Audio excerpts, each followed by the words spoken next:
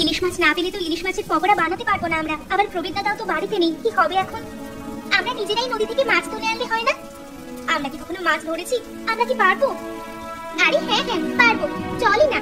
আজকে বৃষ্টি হচ্ছে, মাছ ভালোই পাওয়া যাবে। তুই যখন বলছিস তাহলে চল, নদীতে গিয়ে দেখা যাক। কিছুক্ষণ পর দুই বোন বেরিয়ে পড়ে নৌকা নিয়ে। যখন মাঝ নদীতে আসে, বড় বোন বলে, চল আর একটু চেষ্টা করে দেখি কয়েকটা মাছ ধরা যায় কিনা। কয়েকটা মাছ ধরে বাড়ি চলে যাব। হ্যাঁ ঠিক বলেছো দিদি, এত ঝড় জলের ভেতরে আর থাকা যাচ্ছে না। দু চারটি মাছ পেলেই বাড়ি চলে যাব। দুই বোন নৌকা নিয়ে মাঝ নদীতে চলে আসে। বড় বোন উঠে নদীতে জাল ফেলে। কিছুক্ষণ পর বড় সাইজের ইলিশ মাছ ধরা পড়ে। এই দেখ পরি, আমি একটা ইলিশ মাছ পেয়েছি। বাহ ভালো তো, আর কয়েকটা পেলেই হলো। দেখি আমিও খুঁজি যদি পাই কিনা। দুই বোন অনেকগুলো ইলিশ মাছ পেয়েছে। তারপর তারা বাড়ি চলে আসে। বাড়ি এসে তারা ইলিশ মাছের পকোড়া করবে বলে,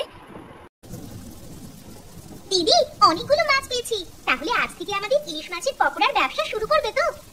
হ্যাঁ রে, আজ সন্ধ্যেবেলা থেকেই বেচা কেনা শুরু করব। কিন্তু দিদি আমার তো শরীরটা খুব খারাপ লাগছে। সে কি বলিস? এদিকে আয় তো দেখি। এ কি পরি, তোর তো গা জ্বরে পুড়ে যাচ্ছে।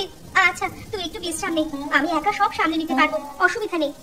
তুমি একা এত কিছু কিভাবে করবে দিদি? এখন তো অনেক কাজ বাকি। কিছু করার নেই রে বোন, তুই চিন্তা করিস না, আমি একা সবকিছু সামলে নেব। তুই বিশ্রাম নে। আমার খুব খারাপ লাগছে রে দিদি, তোমার কোনো সাহায্য আমি করতে পারছি না। ধুর পাগল, অত ভাবতে হবে না। দেখ ইলিশ মাছের পকোড়া বানানো হয়ে গেল, এখন শুধু দোকানটা দেওয়া বাকি। সোনা, তোরা এখানে কি বিক্রি করছিস? সেই তো প্রবীর দাদা, ইলিশ মাছের পকোড়া বিক্রি করছি। তা হরিপদ খুড়ো এখন কেমন আছো? শরীর কেমন আছে? হ্যাঁ রে মা, এখন পুরো সুস্থ হয়ে গেছি। শহরের বড় ডাক্তার ওষুধ দিয়েছিল, তাই খেয়ে ঠিক হয়ে গেছে। তা হঠাৎ পকোড়া বেচবার কথা ভাবলি কেন? কি আর বলবো হরিপদ খুড়ো, এই বর্ষায় আমাদের ঘরের চাল ফুটো হয়ে ঘরে জল পড়ছে। অতুলদাকে বললাম চালটা ঠিক করে দিতে, পরে টাকা দিয়ে দেবো। সে করলো না। তাই আমরা নিজেদের কপাল ফেরাতে এই ব্যবসা করবো বলে ঠিক করেছি। দিদি একাই সব কাজ করেছে। এখন ঠিক আছিস তো পরি? গায়ে জ্বর নাই তো?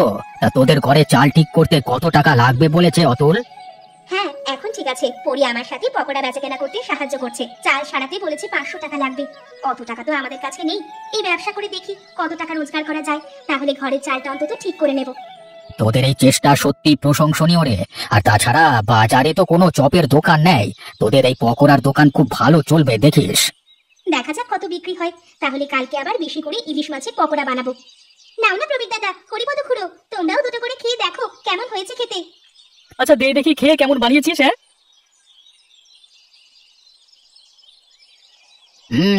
বাহ, এটা তো একদম অন্য ধরনের খাবার, খুব সুস্বাদু হয়েছে। এই বৃষ্টির দিনে এমন সুস্বাদু খাবার সহজে পাওয়া যায় না। তোমাদের ভালো লেগেছে? তাহলে নিশ্চয়ই অন্যদেরও ভালো লাগবে। এভাবেই এগিয়ে যা তোরা, আমি তোদের সাথে আছি। এর পরের থেকে আমি তোদের মাছ এনে দেবো, ঠিক আছে? সত্যি তুমি কাল থেকে আমাদের ইলিশ মাছ এনে দেবে? আরে হ্যাঁ বাবা, হ্যাঁ সত্যি, আমি কালকে থেকে তোদের ইলিশ মাছ এনে দেবো।